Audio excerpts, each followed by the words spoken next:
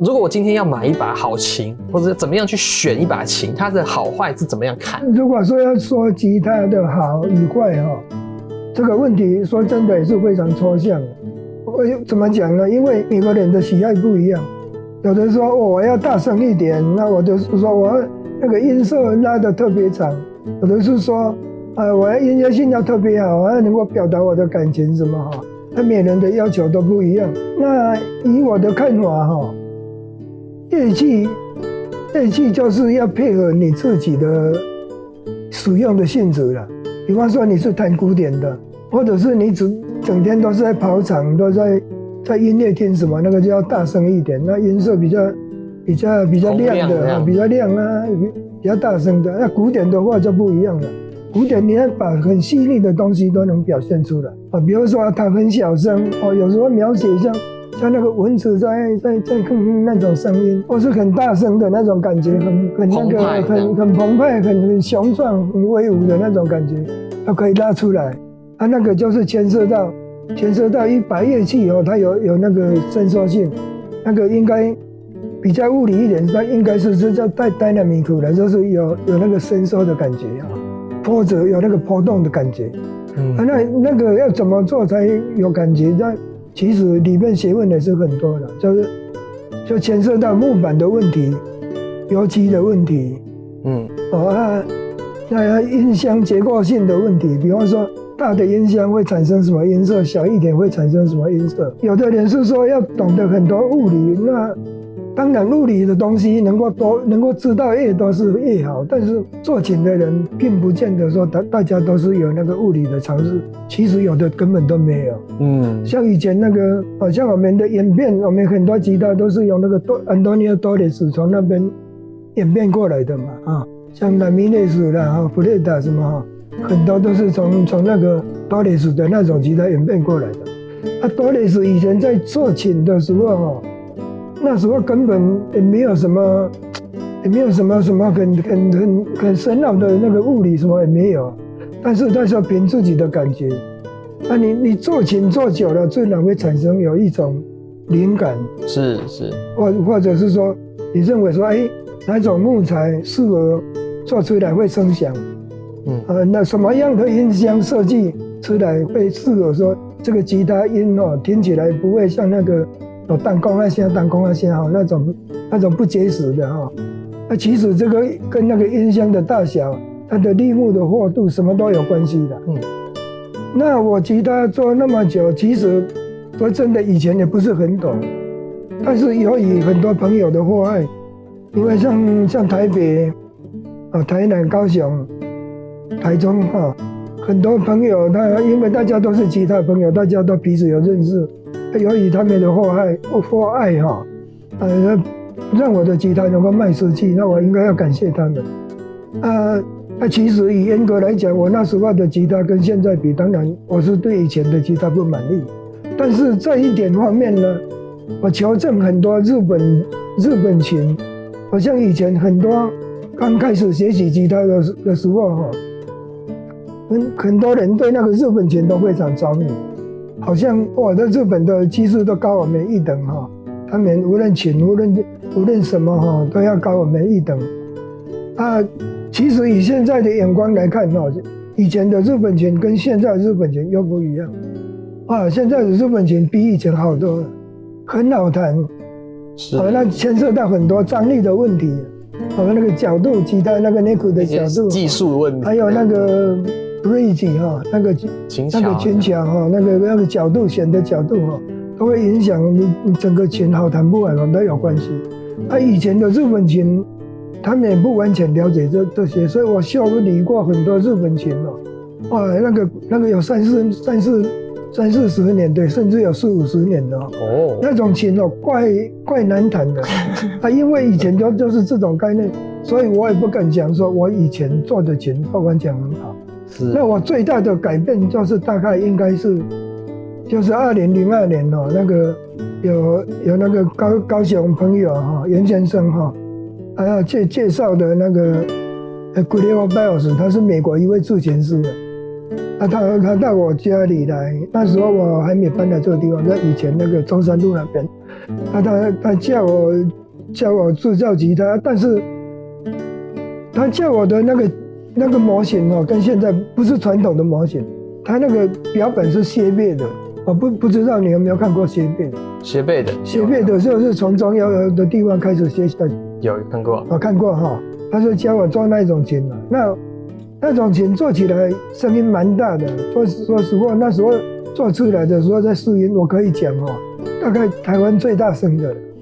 真的。但是我为什么不做那种琴？因为那种琴做起来就是一直大声，就大声而已。你轻轻弹它也那么大声啊，但是不适合我的要求。我是说，弹小声的时候，你声音要跟着小下来啊，不但小下来，还很细腻，能够听得很清晰、很清楚。我就是要那种传统式的。比较传统式的有西班牙味道的那种琴。所以老师，如果今天我是第一次买琴，就是没有买过琴的话，老师会怎么建议我？如果说一般人的概念呢，新手啦，就是初学者这样。说真的哈，你初学的话，你不要买太贵的琴，是才不会出贵的。因为说一般这么几十年下来的，我的概念就是说，很多人吉他如果弹很好的人。其实没有人说只有一把吉他的。我从北看到南几乎每个吉他弹得相当不错的，那会有3把4把这难免不了。至少的。那你初学的话，我是建议说一下子不要买太贵了，除非说你经济能力很好，或者是说你有固定的老师，非常信任的老师。现在老师应该不会骗你吧？老师在骗你，我还没有办法。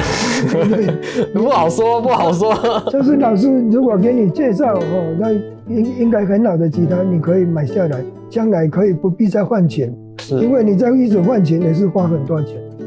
我的朋友当中也有人买30几把一直换。30几把，结果都放着就当纪念。对，话再说回来那个吉他就是那个 Gregor Bells， 他教我得到的特点就是说，怎样要测量那个木板的那个频率，有一种就是用一个码表来测量这个木板的弹性。来决定说这个木板到底能不能合不合适这个因为这个起来跟音色有关系，一定的，震动不一样，震动再来就是因为你一把吉他标准的吉他都有一个固定的重量，当然要看你立木系统，不同的立木系统结构性就不同，也没有说很刻板的是说一把吉他它有重量应该是多少，其实没有这个固定，要看你是音箱的空间来定论，音箱的空间来决定你立木到底要多一点或少一点立木是要重一点或轻一点，来决定来配合这样。大概我跟那个 Gregor Bells 大概有学习这2个方面，一个就是比重木板的比重另一点就是它的弹跳，就是木板它的弹跳的意思是说，你把木板放平。中间放了一个铁块或什么它会凹下去，对不对？对。你木板拿那个铁块拿下来的时候，那个木板会弹跳起来，上面有一个指针，有一个码表。我就看它的那个弹力是多少。我就学这2个方向，但是他教我的那个等于说公式跟我现在设定的又不一样。还有在改良就对了。不一样，因为不能一样，因为。它的立木的厚度什么整个吉他的重量跟我不一样，不能完全照它的，照抄就不行了。那现在后来我就是改了以后，我这几年当中说真的会进步很多。那我感觉说吉他有一点很要紧就是刚才你问的说要怎样选择那个一把好的吉他。是，简单的讲就是要能够表达你的感情的吉他，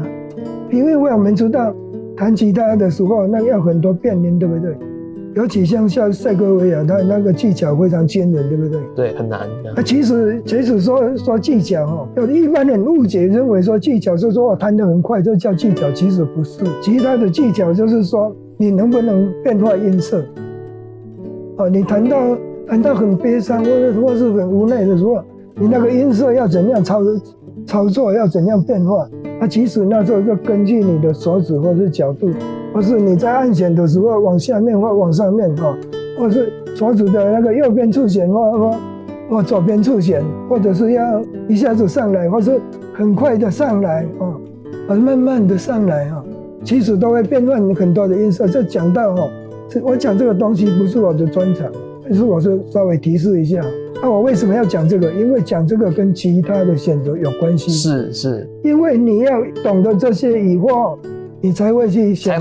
才会选吉他怎么选。所以不是说我只要看到这个吉他是什么做的，或者这个吉他长什么样子，或者是什么什么，然后我就可以去选，这样子其实是不太行的，对不对？并且大家忽略了一点吉他有的时候买名牌，买名牌是没有错的，名牌一定是比普通的有水准一点。无论买衣服或什么，迪奥名牌都是比普通的要好一点。但是吉他一旦被列为名牌的时候，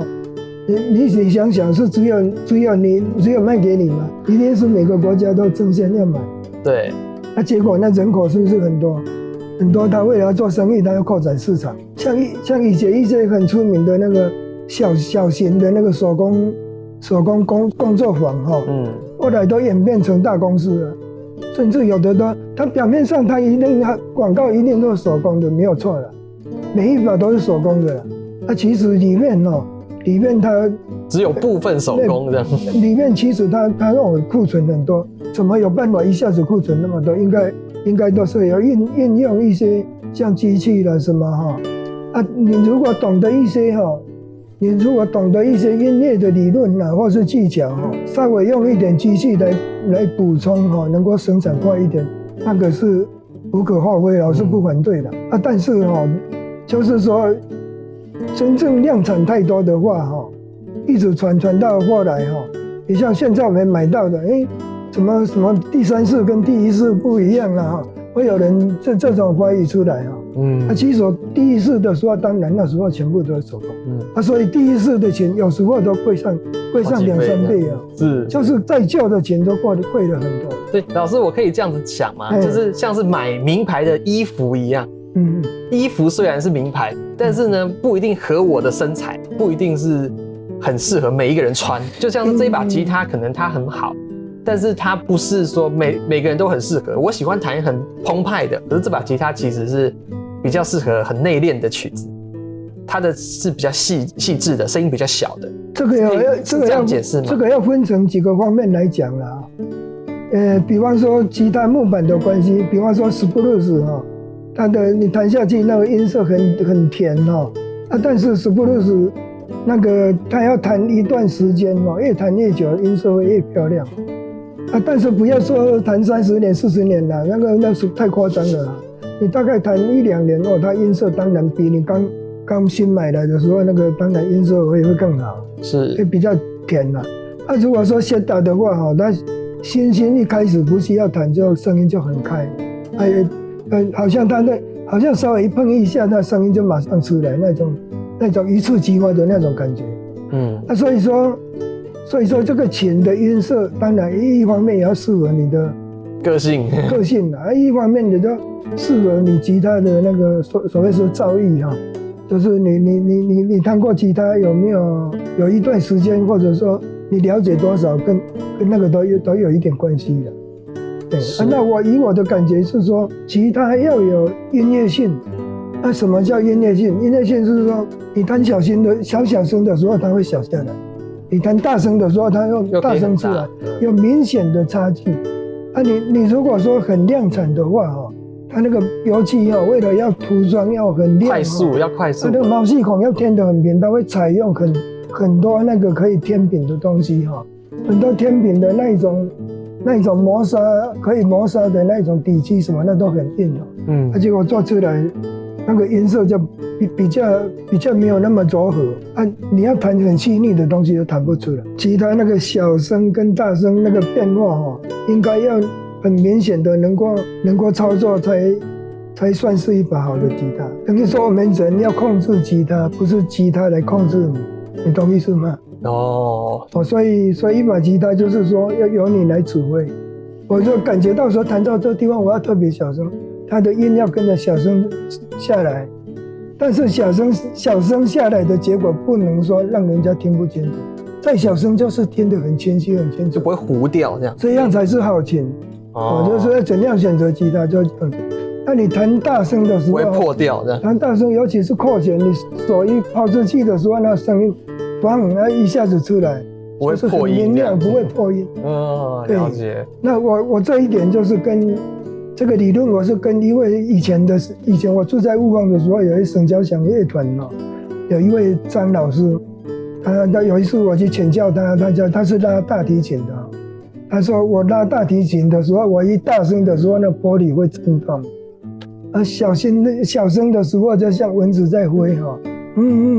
但是就是听得到，就是要有那种功能，这个才叫音乐性。那我就原来音乐性是这种东西。当然，一方面也就是说，你吉他弹到有一个某种程度，你会去要求乐器的。你刚开始练习的人，一般都不会去要求乐器。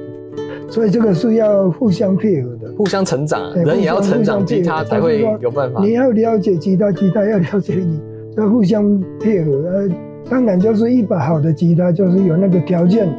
让你来感受那个音乐的那个发挥的余地，这样。大概是这样。了解。